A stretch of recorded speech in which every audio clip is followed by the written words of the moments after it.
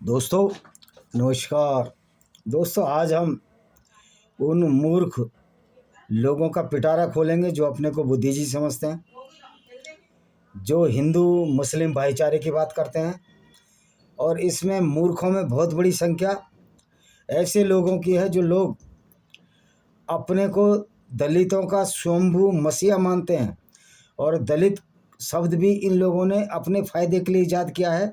इसका political vendetta है, political meaning है, वरना इसका दुनिया में सामाजिक संरचना में दलित नाम का शब्द किसी भी धर्म पुस्तक में नहीं मिलता।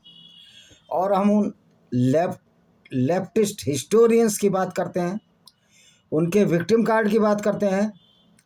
जब आतंकवादियों को हमारी फ़ौज न्यूट्रलाइज करने लगती है या इजराइल की फ़ौज न्यूट्रलाइज करती है, इजरायली डिफेंस फोर्स IDF, या अमेरिका उनको मारता है, तो ये बोल देते हैं कि अमेरिका की नज़र तेल के व्यापार पर है। आपको विदित होना चाहिए कि अमेरिका के पास सरप्लस तेल का भंडार है और वो तेल एक्सपोर्ट करता है। अमेरिका की कुछ अपनी नीतियाँ हो सकती हैं, लेकिन वो रिलीजन रिलेटेड नीतियाँ नहीं हैं, वो बिजनेस रिलेटेड नीतियाँ हैं जिसको हम क्रिटिसाइज कर सकते हैं। फिर हमारी ये बात आने की हिम्मत क्यों नहीं होती कि इस्लाम भी एक पॉलिटिकल आइडियोलॉजी है, एक गुंडों का गिरोह है जो मोहम्मद ने अल्लाह के नाम पर तैयार किया। और सारी गुंडागर्दी भरी बातें इस कुरान में हैं, जिसमें कि गैर मुस्लिमों से भाईचारा नहीं रखना है, गैर मुस्लिम नजस हैं, पोटी जितने गंदे हैं। अगर गैर मुस्लिम नजस हैं, पोटी जितने गंदे हैं इस्लाम की नज़र में, तो उनसे कैसे भाईचारा हो सकता है? बिल्कुल भी भाईचारा नहीं हो सकता। तो समझ में मेरी ये नहीं आता कि फिर कैसे दोस्ती हो सकती है गैर मुस्लिम और मुस्लिम की, जब इस्लाम ही मना करता है। तो इन मूर्खों से मैं पूछना चाहता हूँ जो ये कहते हैं कि बीजेपी नफरत फैला रही। आई एम नॉट बीजेपी प्रवक्ता और द स्पोक पर्सन। और इस बार तो मैंने चुनाव में जो उपचुनाव हुआ बीजेपी को वोट भी नहीं दिया था। तो ये कहना कि मैं बीजेपी की प्रवक्ता हूँ, ये बिल्कुल झूठ बात होगी। दूसरी बात, बीजेपी कौन सी दूध की धुली है? वो बीजेपी जो इस्लाम एक गुंडागर्दी का पर्याय है, उसके लिए RSS जैसा आदमी, बजरंग दल जैसा आदमी, बजरंग दल जैसे लोग मुस्लिम राष्ट्रीय मंच बनाते हैं। यानी कि मुस्लिम राष्ट्रीय मंच का मतलब है कि मुसलमानों का राष्ट्रीय मंच, जिसमें मुसलमान बाद पहले आता है और राष्ट्र पहले आता है, राष्ट्र बाद में आता है। तो आप देखिए कि किस तरह की आइडियोलॉजी है, किस तरह की ये बेवकूफ़ियाँ हैं, किस तरह से ये RSS भी हिंदुओं के खिलाफ है। अब मेरी समझ में नहीं आती इनको इस्लामिक राष्ट्रीय मंच बनाने की क्या ज़रूरत थी। RSS सोचता है कि मुसलमानों से भाईचारा कर लेंगे। मुसलमान RSS की कोई किताब हो तो बताओ जिसको पढ़ता हो। वो तो कुरान पढ़ता है, और जब कुरान पढ़ता है तो फिर कुरान पढ़कर वही चीज़ मानेगा जो कि कुरान की भाषा हो, कुरान की वो हो। तो फिर ये कहना कि हिंदू मुस्लिम भाईचारा हो जाएगा, बिल्कुल सही बात नहीं है। हिंदू मुस्लिम भाईचारा हो ही नहीं सकता। हिंदू मुस्लिम भाईचारा का तो छोड़ो, हिंदू मुस्लिम और गैर मुस्लिम ही भाईचारा नहीं हो सकता। तो आप समझ सकते हो कि किस तरह की आइडियोलॉजी है कि जो किसी गैर मुस्लिम से जब भाईचारा ही नहीं हो सकता, तो फिर आप हिंदू मुस्लिम भाईचारा कैसे बना सकते हैं, ज़रा हमको बता दीजिए। तो ये है इस्लामिक आइडियोलॉजी जो भाईचारे के खिलाफ है। और जो लोग हिंदू मुस्लिम भाईचारे की भारत में बात करते हैं, वो सर्टिफाइड मूर्ख हैं या अज्ञानी हैं। वो नहीं जानते कि किस तरह से इस्लाम भाईचारे को खारिज करता है, और इस्लाम में भाईचारे का कोई भी मोल नहीं है। और चूँकि इस्लाम की जो नींव रखी गई है वो नफ़रत पर रखी गई थी, मोहम्मद के फ्रस्ट्रेशन पर रखी गई थी। मोहम्मद एक फ्रस्ट्रेट व्यक्ति था जिसने इस्लाम की नींव रखी, क्योंकि उसको मक्का से मदीना खदेड़ा गया। वो झूठ बोलता था, कहता मैं अल्लाह से मिलने गया, जबकि अल्लाह को खुद मोहम्मद ने बनाया था। अगर अल्लाह शुरू से ही होता तो कुरान में से पहले जो किताबें हैं, बाइबल है, तोरा है, ज़बूर है, इंजील है, वेद हैं, उसमें कहीं अल्लाह का नाम होता या मोहम्मद का नाम होता। लेकिन ना कोई अल्लाह का नाम है, ना कोई मोहम्मद का नाम है, क्योंकि अल्लाह तो मोहम्मद ने बनाया था। अल्लाह जो क्रिएशन है वो मोहम्मद की क्रिएशन है। और इसी वजह से इस्लाम में वो अपने हिसाब से ऐसी आयतें लाया जिससे पूरी दुनिया का विनाश की पटकथाली की गई। तो जो ये लोग कहते हैं कोई एक मुसलमान अगर मारा जाता है, देखिए हत्या किसी की गलत है, लेकिन किसी भी धर्म में ये किसी की हत्या नहीं लिखी सिवाय इस्लाम के। इस्लाम में तो लिखा है सब लोगों को जहाँ पाओ कत्ल करो। अगर जहाँ पाओ कत्ल करो मतलब जैसा मौका मिले लोगों को कत्ल करो, तो उसमें हिंदू भी आएंगे, ईसाई भी आएंगे, क्रिश्चियन भी आएंगे। तो मैं उनसे कहना चाहता हूँ, तो अगर रिसेंटमेंट में किसी मुसलमान का कत्ल हो रहा है या उनकी दुकानें जल रही हैं, मानवता के खिलाफ बात है। लेकिन इस्लाम में मानवता कहाँ है? गीता में भी कहा है सटे सटे साटे समाचारित, दुष्ट के साथ दुष्टता का व्यवहार करो। तो जो इस्लाम में पैदा होता है, इस्लाम को पढ़ता है, वो दुष्ट ही होता है, वो अपराधी होता है, वो गंभीरतम अपराध करने की कोशिश करता है जो मोहम्मद ने किए थे। और वो अपराध थे बलात्कार, लोगों के काफिले लूटना, लोगों की फसलें लूटना, लोगों के घोड़े बकरी लूटना और उनको मारकर खा जाना, जो कि मोहम्मद करता था। मोहम्मद की बेशर्मी का ये आलम था। इसने एक यहूदी फौज यहूदियों को लूटा, उनकी औरतों से बलात्कार किए और करवाए, और उसी यहूदी औरत से कह रहा था कि मेरे लिए भेड़ का मांस पका। उस यहूदी औरत ने इसको जहर दिया। और ये सबसे बड़ा अपराधी, दुर्दांत अपराधी दुनिया में, जो हिटलर से भी बड़ा अपराधी है, 2 साल में या 6 महीने में तड़प तड़प कर मौत मरा। भगवान ऐसी मौत, अगर कोई भगवान एग्जिस्ट करता है या कोई कायनात को बनाने वाला या नेचर, मैं कहूँगा नेचर हमने देखी, हमने किसी भगवान को नहीं देखा, तो नेचर ऐसी मौत किसी को ना दे जैसी मोहम्मद को मिली। तो दोस्तों आज शुरू करते हैं अल-माइदा की चैप्टर 5 की 83वीं आयत। जब वे ईसाई उस कुरान को सुनते हैं जो रसूल पर उतारा है, तो आप देखते हैं उनकी आंखें आंसू से उबल रही हैं उस सत्य के कारण जिन्होंने उसे पहचान लिया है। वे कहते हैं, हे हमारे पालनहार, हम ईमान ले आए, अतः हमें सत्य के साथियों में लिख दे। अब ये मोहम्मद झूठ बोलता था, ये झूठा पैगंबर तो था ही। अब कह रहा है कि ईसाई रो रहे हैं कुरान को पढ़कर। अरे भाई, कुरान में ऐसी कौन सी बात है जो ईसाई रो रहे हैं? कुरान में तो बलात्कार, लूटपाट, रक्तपात, काम, पिपासा मोहम्मद की परिलक्षित हो रही है उनकी हदीसों और कुरान पर। ये तो कुरान एक गुंडागर्दी का वायस है। तो ईसाई इसलिए नहीं रो रहे कि कुरान को नहीं मान रहे, ईसाई इसलिए रो रहे हैं कि कैसी गुंडागर्दी भरी किताब ये मोहम्मद लिख रहा है अल्लाह के नाम पर, जिस मोहम्मद ने अल्लाह को बनाया है। इसलिए वो रो रहे थे कि कैसा एक दरिंदा पैदा हो गया जो हमारी पूरी दुनिया कायनात को बर्बाद कर कर मानेगा। और इसका बायस आप हिस्ट्री पढ़ लीजिए। ईसाई बर्बाद हुए, यहूदी बर्बाद हुए, और दूसरा ये हिंदू बर्बाद हुए। पारसियों का तो लगभग अस्तित्व ही खत्म कर दिया गया, और यहूदियों का, क्योंकि मोहम्मद का जो कुरैश कबीला था वो भी यहूदी कबीला था। तो मोहम्मद तो पहला मुसलमान था। फिर ये इस्लाम शुरू से है, क्यों झूठ बोला रहा है? ये मौलाना झूठ बोल रहे हैं। एक मौलाना तो मूर्ख था कि एक पराकाष्ठा पार कर गया था। वो कहता था एक ने सूरज बना लिया था सिंध के मुसलमान ने। अरे मूर्खो, जैसा तुम्हारा पैगंबर मूर्ख, तुम भी वैसे ही मूर्ख हो।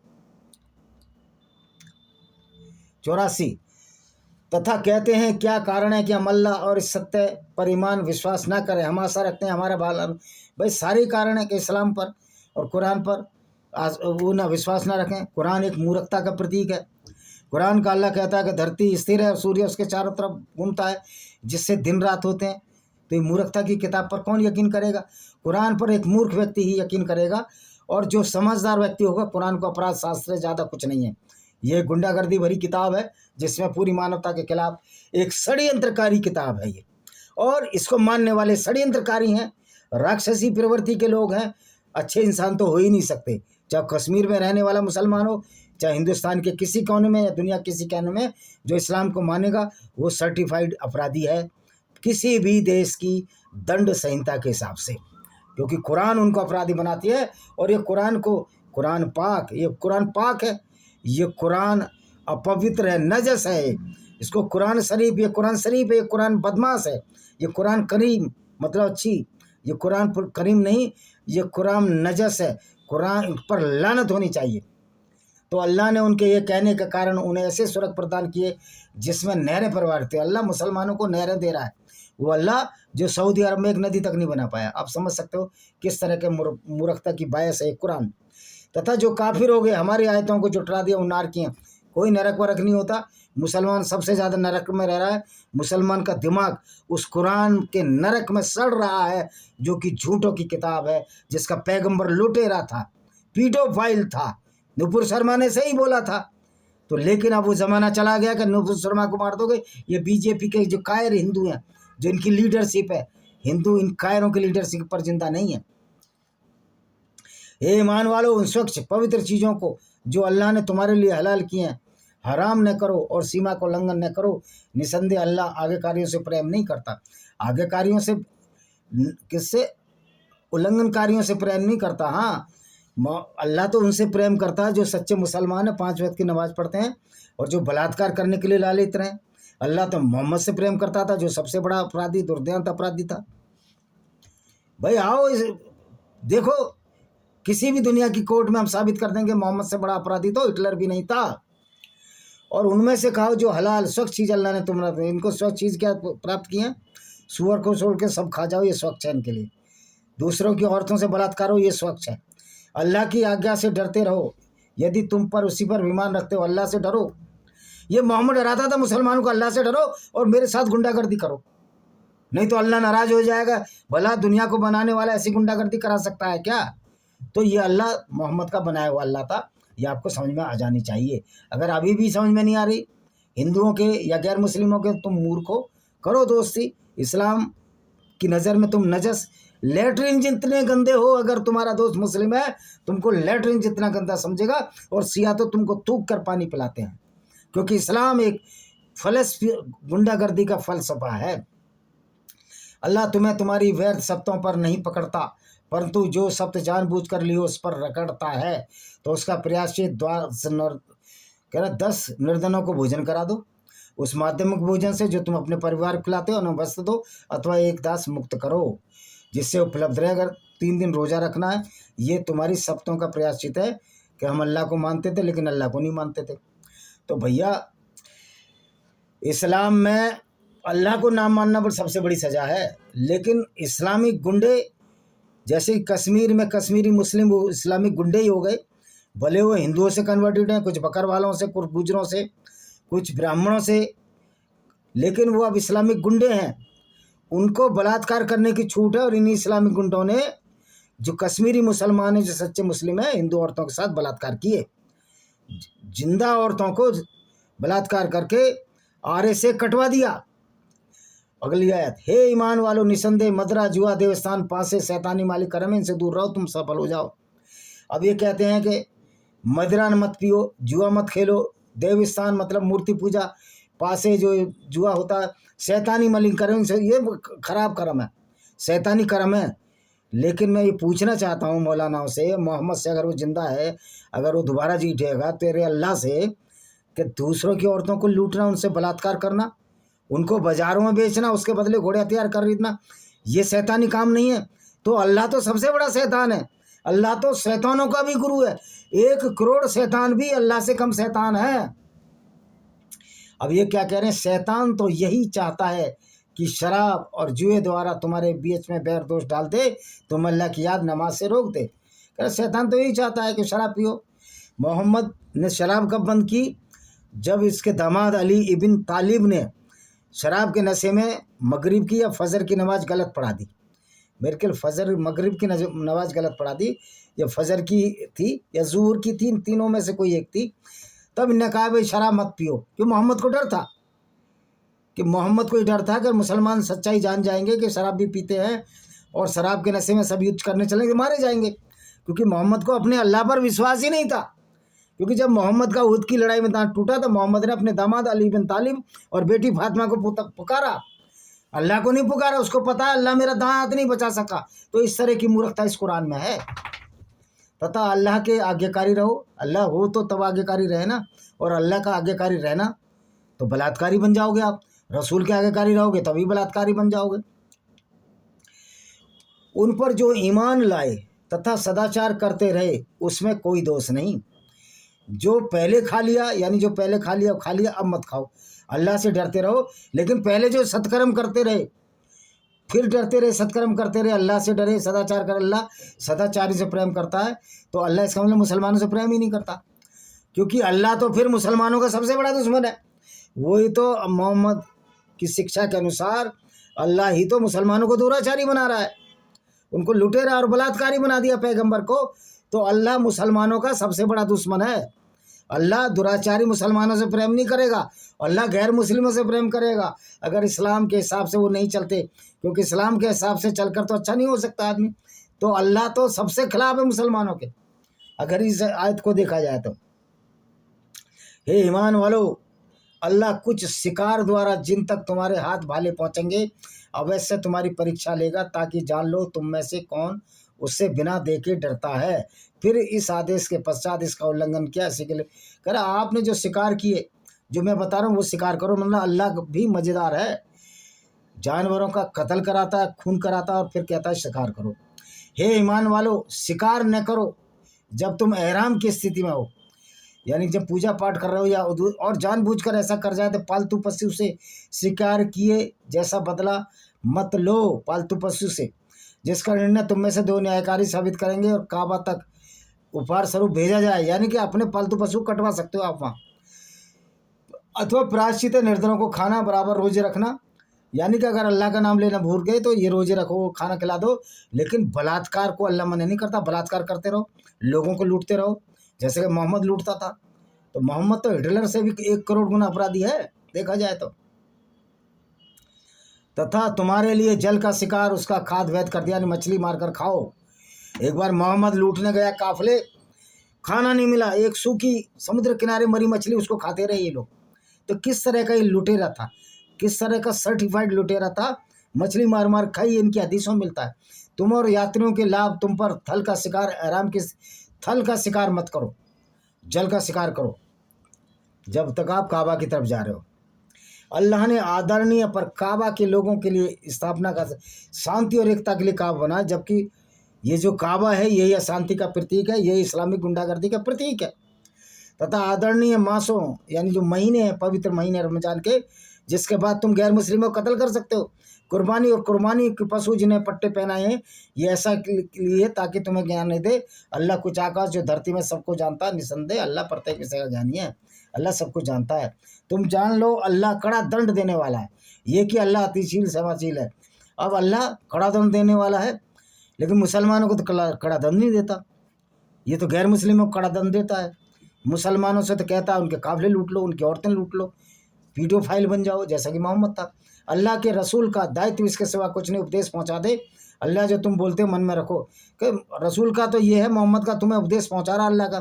तो मुसलमानों मैं कहना चाहता हूँ अल्लाह का उपदेश मत मानो, रसूल को पैगंबर मत मानो, कि तो गुंडागर्दी करवा रहा है आपसे, आपको बदनाम करा रहा है। सबसे बड़ा दुश्मन तो रसूल है तुम्हारा, ये मुसलमानों को समझ में नहीं आती। कह दो मलिन और तरह पवित्र समान नहीं हो सकते। अब मलिन कौन है, गंदे कौन है, पोटी जितने गंदे, जो गैर मुस्लिम है, जो हिंदू हैं, ईसाई हैं, क्रिश्चियन हैं, ये काफिर हैं। यद्यपि मलिन की अधिकता तुम में आ रही हो तो हे मत मानो, अल्लाह से डरो। अगर तुम में भी गंदगी आ जाए तो अल्लाह से डरते रहो। हाँ, अल्लाह बहुत सफाई की फैक्ट्री है। हर अल्लाह की आदेश, मोहम्मद की शिक्षा हर मुसलमान को अपराधी, बलात्कारी और कातिल बनाता है, ये इतिहास गवाह है। तो दोस्तों, आपने समझ लिया होगा किस तरह ये अल्लाह मोहम्मद ने बनाया और सारे उल्टे मूर्खतापूर्ण कार्य, अपराधी कार्य किए। एक मोहम्मद 100 करोड़ हिटलरों से, 100 करोड़ मुसोलिनी से, 100 करोड़ माओ ज़ेडंग से, और 600 अरब अपराधियों से भी सबसे बड़ा अपराधी है। तो ये मोहम्मद है, और मोहम्मद की विचारधारा है जिसको उसने अल्लाह के नाम से चलाया था, जिसको हम इस्लाम कहते हैं और उसकी किताब कुरान कहते हैं। इसी के साथ मैं इस वीडियो को विराम देता हूँ। वंदे मातरम। जय हिंद। आपका दिन शुभ हो।